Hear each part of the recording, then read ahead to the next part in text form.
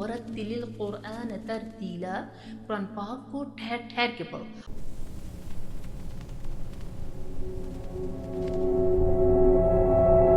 السلام علیکم۔ رمضان کا دوسرا حشرہ شروع ہے اور ہم سب کی یہی خواہش ہوتی ہے کہ ہم زیادہ سے زیادہ قرآن پاک کو مکمل کریں، جبکہ ہم یہ نہیں سوچتے کہ قرآن پاک کو مکمل کرنا مقصد ہے یا کہ اس کو صحیح ٹھہر ٹھہر کے پڑھنا اور سمجھنا مقصد ہونا چاہیے ہمارا۔ جبکہ اس موقع پر قرآن پاک نے کیا فرمایا کہ وَرَتِّلِ الْقُرْآنَ تَرْتِیلًا، قرآن پاک کو ٹھہر ٹھہر کے پڑھو۔ اب ٹھہر ٹھہر کے پڑھنے سے مراد یہ ہرگز نہیں ہے کہ رک رک کے پڑھا جائے، اس مقصد کو ہمیں سمجھنا ہوگا، اس کے لیے ہمیں تجوید اور مخارج کی صحیح ادائیگی کرنی ہوگی۔ یہ سب چیزیں ہم لوگ گھروں میں عام طور پہ نہیں کر سکتے، اس طرح کی تعلیم حاصل کرنے کے لیے ہمیں کسی نہ کسی معلمہ اور قاری حضرات سے رابطہ کرنا پڑتا ہے۔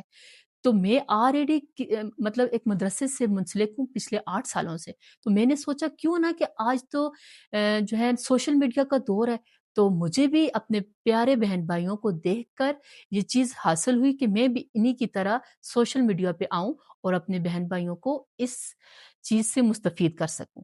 تو اس میں آپ میرا ساتھ دیں، میرے چینل کو فالو کریں اور شیئر کریں۔ چلیے ہم تجوید سیکھتے ہیں۔ سب سے پہلے اعوذ باللہ من الشیطان الرجیم کو سمجھنا ہے۔ ہم اعوذ باللہ من الشیطان الرجیم کو 4 حصوں میں تقسیم کرتے ہیں۔ اس کا پہلا حصہ ہے اعوذ، دوسرا حصہ ہے باللہ من الشیطان الرجیم۔ اس کے بعد بسم اللہ کو سیکھنے کے لیے ہم لوگ اس کو 3 حصوں میں تقسیم کرتے ہیں۔ بسم اللہ الرحمن الرحیم۔ اب آتے ہیں اپنی تختی کی طرف۔ تختی نمبر 1 ہے مفردات۔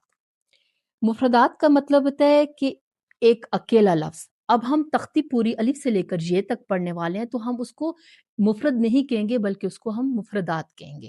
اس میں سب سے پہلا لفظ ہے الف۔ الف منہ کے حلا سے نکلتا ہے۔ منہ کا حالی حصہ کیا ہوتا ہے کہ جب ہم اپنا منہ کھولتے ہیں تو اس کے حلا کو اس کا حالی حصہ کہا جاتا ہے۔ ہم اس طرح کریں گے کہ ساتھ اس کا لفظ پڑھیں گے، ساتھ ہی اس کا مخارج ادا کریں گے۔ اب یہ جو میں نے ادا کیا ہے وہ اس کا مخرج تھا، یعنی الف منہ کے خالی حصے سے ادا ہوتا ہے۔ اس کے بعد آتی ہے با کی باری۔ با دونوں ہونٹوں کے تری والے حصے سے ادا ہوتا ہے۔ اب تری والا حصہ کون سا ہوتا ہے؟ جو ہمارا گیلا حصہ ہوتا ہے، ہونٹوں کا گیلا حصہ۔ اس کے بعد باری آتی ہے تا کی۔ تا زبان کی نوک سامنے والے دانتوں کی جڑ سے لگے۔ ثا زبان کی نوک سامنے والے دانتوں کے کناروں سے لگے۔ جیم زبان کا درمیان تالو کے درمیان سے لگے۔ چلیں جی، آج کا ہمارا سبق مکمل ہوا۔ ہم نے سبق پڑھنا تھا صرف جیم تک۔ ہم نے ایک ہی دن میں سبق کو مکمل نہیں کرنا بلکہ تھوڑا تھوڑا کر کے اس کو سمجھنا ہے اور پڑھنا ہے۔ میرے اس چینل کو سبسکرائب کریں تاکہ میں زیادہ سے زیادہ ویڈیو آپ تک پہنچا سکوں، اور میرا ساتھ دیجیے گا۔ اللہ حافظ۔